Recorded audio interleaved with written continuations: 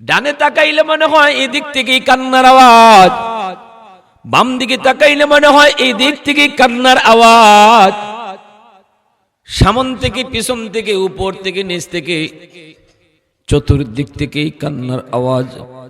আমির সাহেব টেনশনে পড়ে গেলেন, চিন্তায় পড়ে গেলেন। আমির সাহেব সাথী সঙ্গীরা ভয় পায়, সবাই হুজুরের সাথে এসে জড়ো হয়েছে।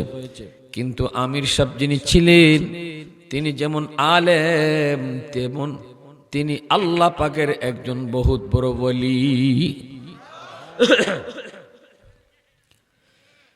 পাকিস্তানের একটা জামাত কাকরাইল মসজিদে নিজ ওই জামাতের সাথে তিনি নিজে বয়ানে ঘটনা বলেছেন। আমরা জড়ো হয়ে আছি, আমির সাহেবের পাশে আমরা ভয়ে কাঁপতেছি। এই অবস্থায় আমির সাহেব হঠাৎ করে বলতেছে, বাবা ভাইয়েরা শোনো, ও আমার সাথী সঙ্গীরা তোমরা শোনো, লক্ষ্য করে শোনো, আমরাও কান্না শুরু করে দাও, আমরাও কান্না শুরু করে দাও। আমি বুঝে গেছি এটা কিসের কান্না, আমি বুঝে গেছি এটা কিসের কান্না, তোমরাও কান্না শুরু করো। এইবার সাথী সঙ্গীরা হাত উঠাইছে, মুনাজাত দিছে আল্লাহর দরবারে, মুনাজাত দিয়ে কান্না শুরু করে দেয়। এইদিকে কান্না আসে, অদৃশ্য আওয়াজ থেকে কান্না, আর মসজিদের ভিতর থেকে দাওয়াত তাবলীগের সাথীরা মুনাজাতে আল্লাহর দরবারে সমান তালে কান্নার আওয়াজ শুরু করলো। এইদিকে মসজিদের ভিতরে কোথায় থেকে কান্নার আওয়াজ, আর যেই আওয়াজ এই দিক থেকে আসতেছে তাবলীগের সাথীরাও সেই সমান তালে আওয়াজ দিয়া কানতেছে।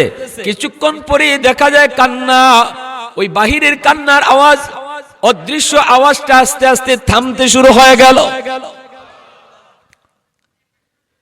এদের কান্না যত বাড়ায় ওই কান্নার আওয়াজ তত কমে।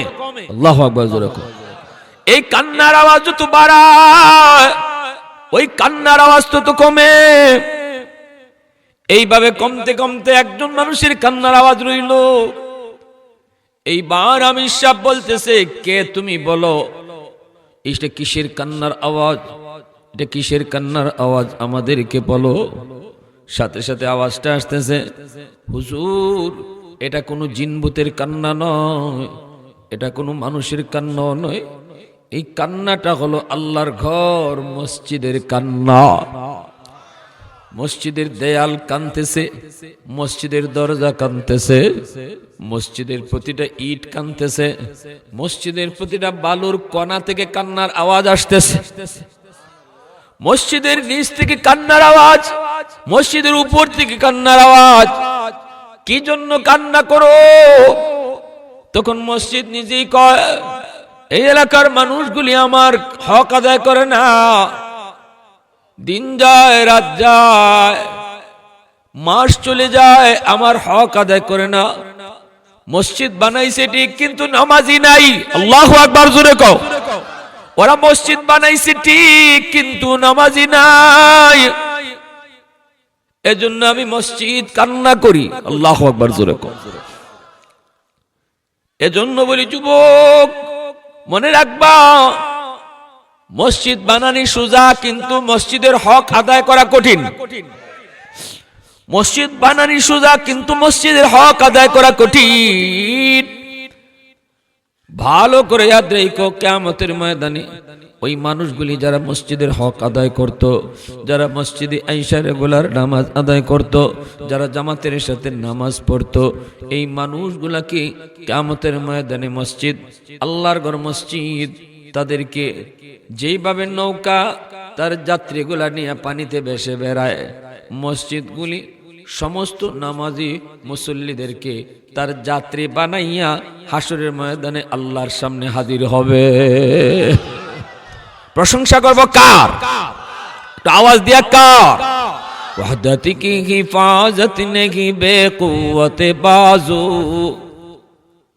वहदत की हिफाजत नहीं बेकुवते बाजू, आती नहीं कुछ कामी हक़ल खुदा दाद, आती नहीं कुछ कामी हक़ल खुदा दाद, ऐ मर्द खुदा तुझको कुव्वत नहीं हासिल, जा बैठ किसी गार में अल्लाह का कर याद, जा बैठ किसी गार में अल्लाह का कर याद।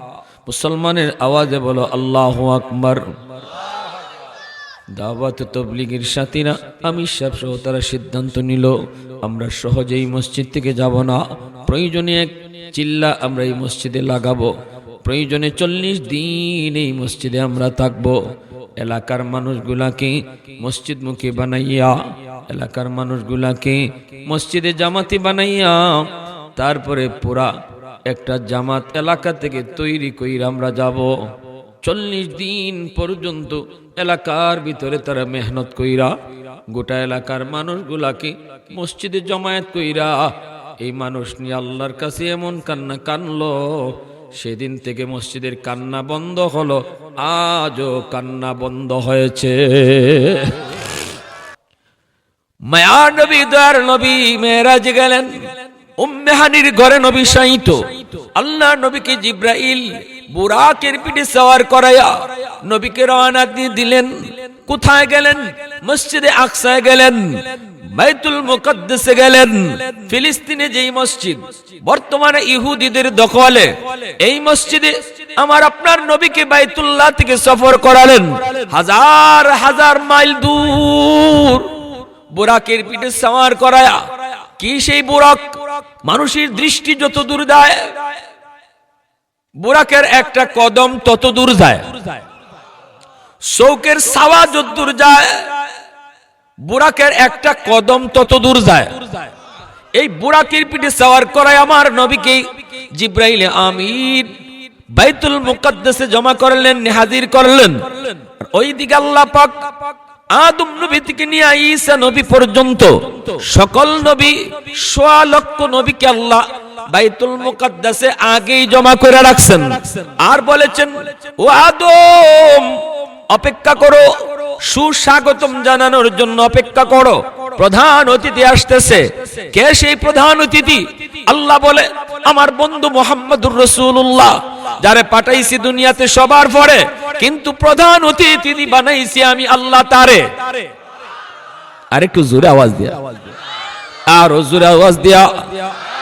উলফত মে তেরি ওয়াইসি নে দন্দান কুতুরা, अबू बकर उमर नक्शे कदम तेरा न छोरा, आयो शाक नबी वाके असरार मदीना, सुल्तान का सुल्तान है सुल्तान मदीना, सरकार का सरकार है सरकार मदीना, गुलजार का गुलजार है गुलजार मदीना। মুসলমানের আওয়াজে বলো আল্লাহু আকবার। নবীজিকে নিয়ে হাজির হলেন মসজিদে আকসায়, নবীকে নিয়ে হাজির হলেন। আদম নবীর সাথে পরিচয় পর্ব হলো, ইব্রাহিম নবীর সাথে পরিচয় হলো, নূহ নবীর সাথে আমার আপনার নবীর পরিচয় হলো। সবাই নবীকে সুস্বাগতম জানাইতেছেন, আহলান সাহলা জানাইতেছেন। এইবার নবীকে নিয়ে জিব্রাইল আমিন রওনা দিলেন। আল্লাহ পাক কই, জিব্রাইল আজান দাও আজান দাও, আজকে মসজিদে আকসায় 2 রাকাত নামাজ হবে, আজান আজান আজান দাও। জিব্রাইল আজান দেওয়া শুরু করলেন। আল্লাহু আকবার আল্লাহু আকবার, আশহাদু আল্লা ইলাহা ইল্লাল্লাহ, আশহাদু আন্না বলে জিব্রাইল থেমে গেলেন। আল্লাহ কই, জিব্রাইল থামছো কেন? জিব্রাইল কইন, ও মালিক, কোন নবীর নাম নিব? সব নবী তো এই জায়গায় হাজির, আজানের ভিতরে কোন নবীর নাম নিমু?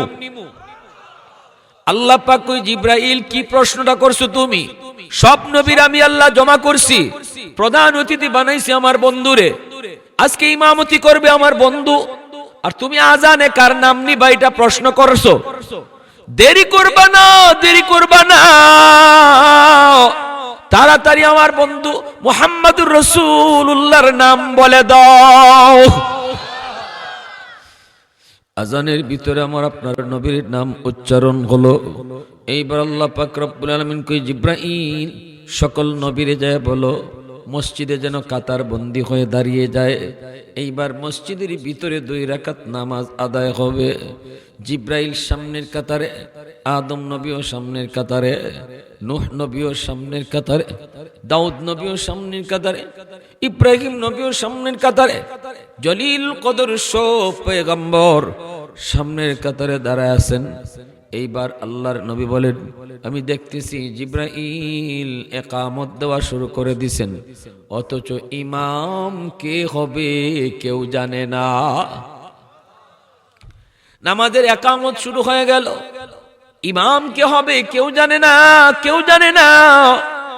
নবীজি বলতেছেন, আমি মনে মনে ভাবতেছিলাম মনে হয় জিব্রাইল নিজেই আজকে ইমামতি করব। কিন্তু একামত শেষ হলে পরে নবী বলতেছেন, ভাই জিব্রাইল একামত তো শেষ করে দিয়েছো, কিন্তু ইমাম সাহেব কই, ইমামতি করব কে? সাথে সাথে জিব্রাইল আমার আপনার নবীর হাত মোবারক আস্তে করে ধরে মুস্কি হাসি দিয়া কয়, নবী গো, আজকে এত বড় জামাতের ইমামতি আল্লাহ আপনাকে দান করেছে। আল্লাহ, সকল নবীর ইমাম হলেন আমার আপনার নবী, ঠিক কিনা জোরে বলেন, আরো জোরে। এই ইমামুল আম্বিয়া তুম पर सलाम, ऐ हमारे दिलरुबा तुम पर सलाम, दिल सदा कहता रहा तुम पर सलाम, ऐ हबीबे किबरिया तुम पर सलाम, मस्जिदे अक़सा में जुमला अंबिया, मस्जिदे अक़सा में जुमला अंबिया, मुक़्तदी थे और भी है तुम मुक़्तदा, मुक़्तदी थे और भी है तुम मुक़्तदा, ऐ हबीबे किबरिया तुम पर सलाम, दिल सदा कहता रहा तुम पर सलाम।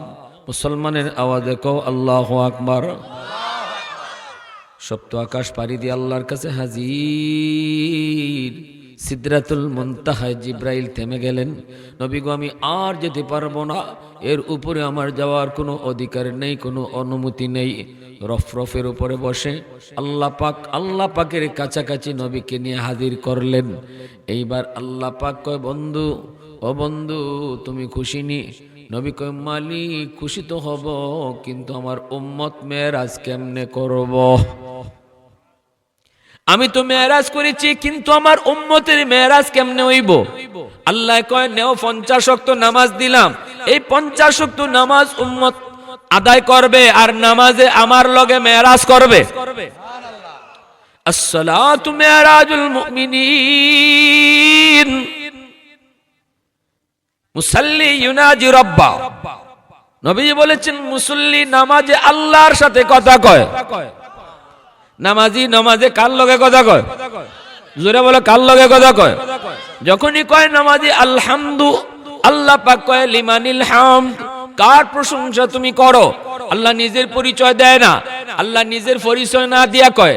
নামাজি যখনই নামাজে দাঁড়ায়া কয় আলহামদু, লিল্লাহ কইতে পারে না, লিল্লাহ কওয়ার আগে আল্লাহ কয় রাখ রাখ, আলহামদু যে কইছে সমস্ত প্রশংসা লিমানিল হামদ, কার প্রশংসা করতেছ? নামাজি তখন কয় লিল্লাহ, আল্লাহর প্রশংসা করি। তখন আল্লাহ পাক নিজের পরিচয় তখনও দেয় না। হাদিস শরীফে নবীজি বলেন, আল্লাহ পাক তখনও নামাজের কয় মানিল্লাহ, কে তোমার আল্লাহ? নামাজি তখন কয় রব্বিল আলামিন, যিনি রব্বুল আলামিন তিনি হলেন আমার আল্লাহ। তখন আল্লাহ আবারও কয় মানির রব, কে তোমার রব? আল্লাহ তখনও পরিচয় দিতেছে না, নামাজির খালি প্রশ্ন করতেছে। নামাজি কয় আর রহমানির রহিম, যিনি রহমান যিনি রহিম। এবার আল্লাহ পাক প্রশ্ন করে মানির রহমান মানির রহিম, কে রহমান কে রহিম। নামাজি তখন কয় মালিক ইয়াউমিদ্দিন, যিনি কিয়ামত দিবসের মালিক। যখনই এই পরিচয়টা দেয় তখনই আল্লাহ পাক রব্বুল আলামিন খুশি হইয়া নামাজিরে আল্লাহ তার নিজের পরিচয়টা তখন জানায় দেয়। আল্লাহ তখন কয় বান্দা, এতক্ষণ পর্যন্ত তুমি যার লগে কথা কইছো, এতক্ষণ পর্যন্ত তুমি যার লগে কথা কইছো, যার প্রশংসা করেছো, যারে তুমি আল্লাহ বলেছো, যারে তুমি রব বলেছো, আমি সেই আল্লাহ, আমি তোমার রব। তখনই আপনি নামাজের ভিতরে কোন ইয়্যাকা না'বুদু ওয়া ইয়্যাকা নাস্তাঈন, আল্লাহ আমি তোমারই ইবাদত করি, তোমারই কাছে সাহায্য চাই। এতক্ষণ খালি কইছেন থার্ড পারসনে, তিনি তিনি তিনি তিনি তিনি আমার রব, তিনি আমার আল্লাহ, তিনি আমার মালিক। কিন্তু যখনই আল্লাহ কয় আমি তোমার আল্লাহ, আমি তোমার রব, তখনই নামাজি নামাজে এখন আর তিনি কয় না, কয় তুমি, কয় মালিক আমি তোমারই ইবাদত করি, তোমারই কাছে সাহায্য চাই। এখন আল্লাহ নামাজির সামনাসামনি আইছে। এজন্য আল্লাহ কইছে, বন্ধু ও বন্ধু, তোমার উম্মতের কথা মেরাজে আইসো তুমি ভুলবা না, এটা আমি আল্লাহ জানি। আর জানি বিদায় উম্মতের জন্য মেরাজের ব্যবস্থা করছি, আর সেটা হলো নামাজ। যখনই নামাজে দাঁড়াইব তখনই নামাজি আমি আল্লাহর লগে কথা কইব। এজন্যই তো মুসা নবী তুর পাহাড়ে আল্লাহকে বলেছিলেন, মালিক রব্বি তুকাল্লিমু মাই হাল তুকাল্লিমু আহাদান গায়রি, আল্লাহ তুমি আমার লগে কথা যেভাবে কও এভাবে তুমি আর কারো লগে কথা কইবাইনি। আল্লাহ পাক কয়, মুসা তোমার মাঝে আমার মাঝে পর্দা আছে, কিন্তু অদূর ভবিষ্যতে একদল উম্মত জমিনে আসবে রে, যে উম্মতের লগে আমি আল্লাহ কথা বলবো, লাইসা বাইনি ওয়া বাইনাহুম হিজাব, তাদের মাঝে আমার মাঝে কোনো পর্দা থাকতো না। মুসা নবী অবাক হয়ে গেছে। মুসা আল্লাহ কও কি তুমি উম্মতের লগে কথা কইবা আবার মাঝখানে পর্দা ছাড়া, আর আমি নবী আমার সাথে কথা কও মাঝখানে পর্দা আছে, এরা কোন উম্মত? আল্লাহ তখন কয়, উম্মতে মুহাম্মদ, এরা আমার বন্ধু মুহাম্মদুর রাসূলুল্লাহর উম্মত। মুসা নবী কয়, মালিক আমি তো তুর পাহাড়ে তোমার লগে কথা কই, এরা কোন পাহাড় পর্বত গিয়া কথা কইব? আল্লাহ কয়, কোন পাহাড়ও যাইতো না, এরা নামাজে দাঁড়াইলেই আমি আল্লাহর লগে কথা কইব। এ মুসা তুমি তো তুর পাহাড়ে আইয়া আমি আল্লাহর লগে কথা কও, কিন্তু নমাজে দাঁড়াইলে তার আমল লাগে না, আমি আল্লাহ তার সেজদার জায়গায় চলে যাই। আরো আস্তে কোন সুবহানাল্লাহ। এজন্যই সেজদারত অবস্থায় নামাজি আল্লাহর খুব কাছাকাছি চলে যায়। সেজদারত অবস্থায় আল্লাহকে যা কয় আল্লাহ তাই কবুল কইরা নেয়। নামাজ কবুলের একটা, আল্লাহর কাছে দোয়া কবুলের একটা জায়গা হলো সেজদা। দোয়া কবুলের একটা জায়গা হলো, সময় হলো সেজদা। সেজদারত অবস্থায় নামাজি আল্লাহর একদম কাছাকাছি মনে হয়। নামাজি সেজদারত অবস্থায় আল্লাহর সাথে কানাকানি করে। সুবহানাল্লাহ। আমার ভাইরা, মুসা নবী কইছিল, আল্লাহ ও আল্লাহ এই উম্মত আমারে দেলাও। আল্লাহ কয়, মুসা এরা আমার বন্ধুর উম্মত। তখন মুসা নবী কয়, আল্লাহ তাইলে আমি আমার নবুয়তি লাগতো না, আমারে ওই নবীর তোমার বন্ধুর উম্মত বানাই দিল। আমি নবী হইয়া তোমার লগে কথা কই, পর্দা আছে পর্দা, আর উম্মত কথা কইব পর্দা ছাড়া, তা আমার নবুয়তি লাগে না, ওই নবীর উম্মত বানাই দিল। আল্লাহ এখন, মুসা ইডাও হইতো না, তুমি আগে আইছো, তুমি বেশি আগে আইছো। সুবহানাল্লাহ। বনী ইসরাইলে একজন নবী ছিলেন পয়গম্বর দানিয়াল, বহুত বড় পয়গম্বর। সব নবীরাই তো আমার আপনার নবীর উম্মত আর আবদার করছেন, কিন্তু আল্লাহ কারো আবদার কবুল করছে না। কিন্তু দানিয়াল পয়গম্বর আল বিদায়া ওয়ান নিহায়া কিতাবের ভিতরে লিখছেন, ইনি কয়, আল্লাহ আমি তোমার কাছে একটা আবদার করবো, এটা তুমি কবুল না করে পারতাই না। আল্লাহ এখন কি আবদার? সবাই কইছে আমার আখিরি নবীর উম্মত বানাও, নবুয়তি লাগতো না, তুমি কারো দোয়া কবুল করো নাই, কারণ এই নবীর উম্মতের কপাল এত বালা, নবুয়তি না চাইয়া নবীর উম্মত হইতে চাইছে, তুমি কবুল করছো না। আমি তোমার কাছে একটা আবদার করি, এটা তুমি কবুল করোনই লাগবো। আল্লাহ কয় কও দেখি কোনটা। আল্লাহ আমারে ওই নবীর উম্মত বানাইও না, কারণ আমি এই দোয়া করতাম না। আমি যদি ওই নবীর উম্মত বানাও তাহলে তুমি এটা কবুল করবাই না, আগের নবীদের মতোই আমারও তুমি উড়াই দিবাই। কইবা না আগে আইসো, কিন্তু আমি তোমার কাছে একটা আবদার করি, আমার মরণের পরে আমার লাশটারে তুমি ফসাইও না, গলাইও না, সংরক্ষিত করে একটা জায়গার ভিতরে রাখিয়া দিও।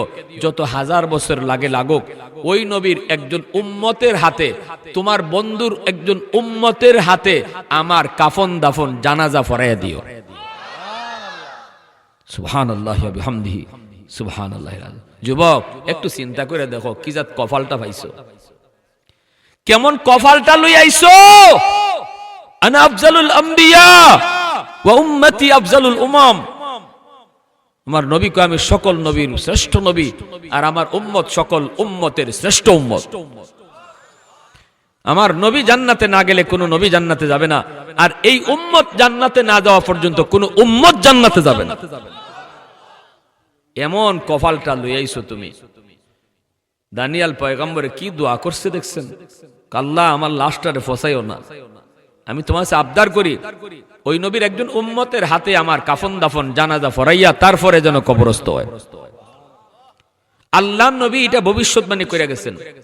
নবীজির এই কথা সাহাবায়ে কেরাম শুনছেন। দানিয়াল পয়গম্বরের লাশটা কোথায় আছে নবী ইগোটাও কয়ে গেছেন। নবী কইছেন ইরাকের রাজ দরবারে।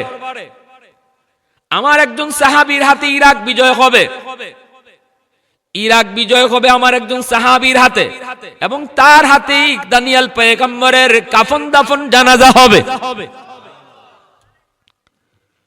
হযরত ওমর ফারুক রাদিয়াল্লাহু তাআলা আনহুর জামানা, অর্ধ পৃথিবীর বাদশা খলিফাতুল মুসলিমিন ওমর, মদিনার খলিফা আমিরুল মুমিনিন হযরত ওমর, ওনার জামানায় ওনার শাসনকালে ইরাক বিজয় হয়েছে। সেই বিজয় যারা করেছেন সেনাপতি ছিলেন আবু মুসা আশআরী রাদিয়াল্লাহু তাআলা আনহু। সেই আবু মুসা আশআরী রাদিয়াল্লাহু তাআলা আনহু ইনি বলেন, আমি যখন ইরাক বিজয় করলাম সাথে সাথে আমার নবীর ভবিষ্যৎবাণীটা আমার কানে বাজতেছে। ইরাকের রাজ দরবারে দানিয়াল পয়গম্বরের লাশটা আল্লাহ পাক তার কুদরতে অক্ষত রেখে দিয়েছে, নিরাপদ রেখে দিয়েছে। আমি রাজদরবারে ঢুকে পড়লাম, দানিয়াল পয়গম্বরের লাশ আমি খুঁজতেছিলাম। খাস কামরার ভিতরে যায় ঢুকলাম, ঢুকে দেখি একটা কফিন দেখা যায়, আর কফিনের পাশে একজন বুড়া মানুষ বসে আছে। এমন বুড়া, চুল দাড়ি সব সাদা হয়ে গেছে, ব্রুটা পর্যন্ত সাদা হয়ে গেছে, চামড়াটা পর্যন্ত ঢিলা হয়ে গেছে। আমি যে জিজ্ঞেস করলাম, লিমানিত তাবুত, এই কফিনটা কার, এই কফিনটা কার? পাশে বসে একজন ওই মুরব্বী মানুষটা, ওই বৃদ্ধ মানুষটা যে বয়সের কারণে একদম গুজা হয়ে গেছে, চোখটা পর্যন্ত দেখা যায় না, চামড়ার ঢিলা হয়ে চোখটা পর্যন্ত যেন ঘুরে গেছে। ইনি উঠে আমারে কয়ে, তুমি কে? তুমি কি আখিরি নবী মুহাম্মদুর রাসূলুল্লাহর কোন সাহাবী? বলে হ। কি নাম তোমার? কয় আবু মুসা আশআরী। তাবুত, এই কফিনটা কার? সাথে সাথে বুড়া লোকটা কয়, হাজা পয়গম্বর দানিয়াল। ইনি পয়গম্বর দানিয়াল। ওই আবু মুসা আশআরী রাদিয়াল্লাহু তাআলা আনহুর হাতে কাফন দাফন হইছে, জানাজা হইছে।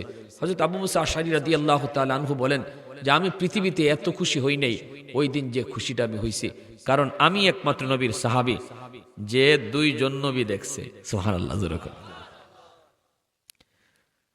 আমি একমাত্র নবীর সাহাবী যে দুইজন নবী দেখছি। এক হইল আমার নবী মুহাম্মদুর রাসূলুল্লাহকে দেখছি, আর এক হইল পয়গম্বর দানিয়ালকে আমি নিজে দেখছি। এই কপালটা তোমার আমার কপাল, কিন্তু দাম দিলাম কই? নবী 50 ওয়াক্ত নামাজ দিয়ে আইতেছেন, আল্লাহ পাক মুসা নবীর কয়, মুসা আমার দোস্তরি জায়গা, আমার দোস্তর লগে আরেকটু কথা কইমু, দোস্তরে আরেকটু দেখমু, তুমি বুঝাইয়া শোনায়া আবার ফিরত পাঠিয়ে দিও। মুসা নবী কয়, নবী গো 50 ওয়াক্ত বেশি হয়ে গেছে, কমায় আনেন। নবীজি চলে আসলেন। আল্লাহ পাক কয়, দোস্ত কেন আইছো? নবী কয়, মালিক কমাও।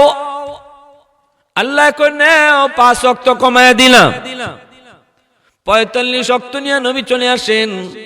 এবার আল্লাহ পাক মুসা নবীরে কয়, মুসা আমার দোস্ত তো জায়গা, দোস্তরে যত দেখি ততই দেখতে মন চায়, দোস্তরে যত কথা কই ততই খালি কথা কইতে মন চায়, আমার মন ভরছে না রে মুসা, আমার দোস্তরে আবার তুমি ফেরত পাঠায় দিও। মুসা নবী কয়, না গো নবী 45 ওয়াক্ত বেশি, কমান যায় কমান যায় কমান। নবী আবার আসলেন। আল্লাহ পাক কয়, দোস্ত কেন আইছো? নবী কয়, মালিক বেশি হয়ে যায়, কমাও। আল্লাহ কয়, নেও আরো 5 কমায়া দিলাম। 40 ওয়াক্ত নিয়ে নবী চলে আসতেছে। আল্লাহ কয়, মুসা এ মুসা, আমি আল্লাহর মন ভরে না, আবারও ফেরত পাঠাও। এইভাবে নবী গেলেন আইলেন 9 বার। কয়বার? যতবার গেছেন 5 করে কমাইছে। 5 নং 45 কমাইছে, রইছে এখন কয়েকত। আমি আপনাদেরকে বলি 5 নং 45 9 বার কেন নবীকে নিলেন আর আনলেন? আল্লাহ তো একবারেই 45 ওয়াক্ত কমাইতে পারে। আল্লাহ কেন 45 ওয়াক্ত কমাইল 9 বারে? এর একটাই কারণ, নামাজ কমায়া দেওয়ার উসিলায় আল্লাহ পাক তার দোস্তরে বারবার দেখতো, বারবার কথা কইতো। একটা উসিলায় বারবার দেখতো আর বারবার কথা কইতো। কুল কায়নাত আল্লাহর পাগল, আল্লাহর আশিক, আর আল্লাহ নিজে আমার আপনার নবীর আশিক। তখন 5 ওয়াক্ত লিয়া যখন জায়গা, তখন আল্লাহ মুসা নবী রকম, মুসা দেখো বুঝে শুনে আবার নি ফিরত পাঠাইতারো। মুসা নবী কো, নবী গো 5 ওয়াক্ত বেশি এই জায়গা, এটাও পারতো না, আমার উম্মত 2 ওয়াক্ত পারে নেই, কমায় আনেন। নবী কয়, ভাই মুসা আমার দ্বারা মাফ চাই ভাই, আমি আর যাইতাম না, শরম করে। কেন? যতবার গেছি অতবারই আল্লাহ 5 করে কমাইছে, এখন রইছি আমার 5, এই 5 লিয়েও যদি যাই গিয়া কয় আল্লাহ কমাও, তখন আল্লাহ যদি আগের মতোই 5 করে কমাইলা, আমার থাকেনি কোনটা? আমি খালি বাসু নিয়ে যাই না ভাই, আমি আর যাইব না। মুসা নবী কয়, জান গো নবী, আমি নিজের থেকে কইছি না, হেড অফিস থেকে নিউজ আইছে। তবে আমি আপনার বুদ্ধি শিখাই দিই, এবার যখন যাবেন গেলে পরে আল্লাহ জিগাইব, দোস্ত কেন আইছো? আপনি কইবেন, মালিক 9 বার আইছি, আমি কইছি কেন আইছি। এখন আমি কইতাম না কেন আইছি, তুমি কও আমি কেন আইছি, কারণ আল্লাহ অন্তরের খবর জানে, ঠিক না? আল্লাহ পাক কয়, দোস্ত কেন আইছো? নবী কয়, আমি কইতাম না, আপনি কোন কেন আইছি। তখন আল্লাহ পাক কুদরতি মুস্কি হাসি দিয়ে কয়, দোস্ত 5 ওয়াক্ত উম্মতের জন্য তেমন কষ্ট হবে না, যাও দোস্ত যাও, 5 ওয়াক্ত লিয়ে তুমি যাও। আর আমি আল্লাহ খুশ খবর শোনাই দিতেছি, আমি তোমার উম্মতের নামাজের জিম্মাদারি নিলাম। মসজিদের মিনার থেকে আমি তাদেরকে ডাকবো, মুয়াজ্জিন না, ডাকবো মুয়াজ্জিনে, মূলত ডাকতে হবে আমার। আমি ডাইকা তোমার উম্মতকে নামাজ পড়ায় নিমু। এ দুষ্ট না না, অতীতের কোন উম্মতকেই এভাবে নামাজের জন্য আমি আল্লাহ ডাকি নাই, কিন্তু তোমার উম্মতকে আমি ডাইকা নামাজ পড়ায় দিমু। এর যুবক, এইভাবে আল্লাহ তোমারে আমারে 5 বার ডাকে। এই ডাকটা শোনার পরেও তুমি যখন আও না, তখন আল্লাহ পাকের কুদরতি কলিজায় বড় ব্যথা লাগে। কারণ আল্লাহ কো, বান্দা তুই তোর মার ফেটে আসলে কেউ তোর পাশে ছিল না, ছিলাম আমি আল্লাহ। আজকে বন্ধুর কথায় তুই মসজিদে আইলি না, বন্ধুর সাথে আড্ডা দিতে যায় তুই মসজিদে আইলি না, অথচ তোর মায়ের পেটে এই বন্ধু তোর পাশে ছিল না, বন্ধু হিসাবে ছিলাম আমি আল্লাহ। মার গর্ভ থেকে তুই দুনিয়া আসলি, তুই দুনিয়ায় যাওয়ার আগে তোর মার বুকে আমি দুধ পাঠায় দিলাম। আমি জানি দুধ ঠান্ডা হইল তুই পারবি না, গরম হইল তুই পারবি না। তোর মার বুকে আমি না ঠান্ডা না গরম দুধ তোর জন্য রিজার্ভ রাখছি। তোর দাঁত ছিল না, আমি আল্লাহ তোরে দাঁত দিলাম। শক্তি ছিল না, শক্তি সময় মতো দিলাম। হাত ছিল তোর, হাত দিয়ে ধরার ক্ষমতা ছিল না, হাতে আমি তোর শক্তি দিলাম। পা ছিল, হাঁটার ক্ষমতা ছিল না, আমি তোর পায়ে শক্তি দিলাম। সময় মতো যা দেওয়ার আমি তোরে তাই দিছি। তোরে আমি কোন জিনিসটা সময় মতো দিছি না? আমি আল্লাহ তোরে সব সময় মতো দিছি। যখন তোর কেউ ছিল না, তখন ছিলাম আমি, এখন তোর সব হয়েছে, পর হয়ে গেছে আমি। আল্লাহ পাক রব্বুল আলামিন এইভাবেই তোমারে আমারে ডাকবো, তোমারে আমারে 5 ওয়াক্ত ডাকের যুবক। যদি 5 ওয়াক্ত নামাজটা মসজিদে গিয়ে আদায় করো, তাহলে যেদিন মরণ হবে, নবী কয় ওই দিন তোমার মরণ না, নাম কানাউমাতিল আরুস। নামাজির মরণ হয় না, নামাজির মরণটা হয় আরামদায়ক ঘুম। কেন? তৃপ্তি মিটে ঘুম। নামাজির জন্য মরণ হয় ঘুম। কেন? আল্লাহ কয় নামাজ পাগল বান্দারে, তুই নামাজের টেনশনে দুনিয়াত ঘুমাইতে পারছত না। কোন সময় জানি ফজর আজান হয়ে যায়, তৃপ্তি মিটে ঘুম হইছে না। জোহরের সময় ঘুমাইছ দুপুরে খাইয়া, আসরে আজান জানি কখন হয়ে যায়, তৃপ্তি মিটে তোর ঘুম হইছে না। নমাজে তোরে তৃপ্তি মিটে ঘুমাইবার লাগি দিছে না। ঠিক আছে বান্দা, আজকে তোর মরণ না, আমি আল্লাহ তোরে ঘুম পাড়াইয়া দিলাম, আর নামাজের লাগি জাগন লাগতো না। সুবহানাল্লাহ। আর আসরের টেনশনে তোর ঘুম ভাঙতে হবে না, আর ফজরের টেনশনে তোর ঘুম ভাঙতে হবে না। নাম কানাউমাতিল আরুস, দামান যেভাবে বাসর করে ঘুমায়, এইভাবে তুমি ঘুমাও। হাদিস শরীফে আসছে, নামাজ পাগল বান্দা বান্দিরে কবরের মধ্যে মুনকার নাকির ফেরেশতা কইব, আল্লাহর বান্দা উঠো উঠো উঠো। তখন সে উঠবো, উঠতে দেখবো সূর্য লাল হয়ে গেছে, মনে করবো আসরের নামাজ কাজা হয়ে যাইতেছে। ফেরেশতাদেরকে কইব, তোমরা কোত্থেকে আইছো, তাড়াতাড়ি হরো, আমার নামাজ কাজা হয়ে যাইতেছে। ফেরেশতারা কইব, আল্লাহর বান্দা, এটা কবর জগৎ, আলমে বরজখ, এখানে নামাজ লাগে না, আমরা 3টে প্রশ্ন করার লাগে আইছি। নবীজি বলেন, ফেরেশতাদের কথা সে বিশ্বাস করবে না, বরং সে ধাক্কা দিয়া কবরে নামাজে দাঁড়ায় যাবে। আর যারা নামাজ পড়তো না, মসজিদে আইতো না, আল্লাহর ডাক শূন্য মসজিদে আইতো না, কিয়ামতের ময়দানে আল্লাহ তার ফাও যেদিন দেখাইবা হাসরবাসীরে, সব নামাজি মানুষগুলো আল্লাহর ফাও সেজদাত ফিরে যাইব। আর যারা নামাজ পড়তো না, এরা চাইব সেজদা করত, কিন্তু পিছন দিক দিয়ে ফিরে যাইব, ফিট বেখা হইতো না। ওয়াইদা কিলা লাহুমুর কাউ লা ইয়ারকাউন, আল্লাহ ডাকবো, আমারে সেজদা কর, আল্লাহরে সেজদা কর, কিন্তু এরা সেজদা করতে পারবে না। আল্লাহ কইব, বান্দা তোর ফিট বেখা হইতো না, দুনিয়ার যদি রুকু সেজদা করে তুই ফিট বেখা করতি, আজকে হাসরের মাঠও তোর ফিট বেখা হইতো। এজন্য আমার ভাইরা, যুবক, এখনো টাইম আছে। কত যুবক যৌবনে কবরে গেছে, নামাজ ফরমু এই কথা আর কইও না, নিয়ত করো আর সারমু না। তাহলে দুনিয়ার থেকে যদি কবরে নামাজি হয়ে যাইতে পারো, হাসরের মাঠে আল্লাহর ফাও দেখা মাত্রই তুমি সেজদাত ফিরে যাইবাই। কারা কারা ফাক্কা নামাজি হইতাম, আল্লাহর ঘর মসজিদে আইয়া 5 ওয়াক্ত নামাজ পড়তাম, কারা কারা রাজি আছে একটু হাত উঠাই। আল্লাহ তুমি প্রতিটা হাতকে কবুল করো।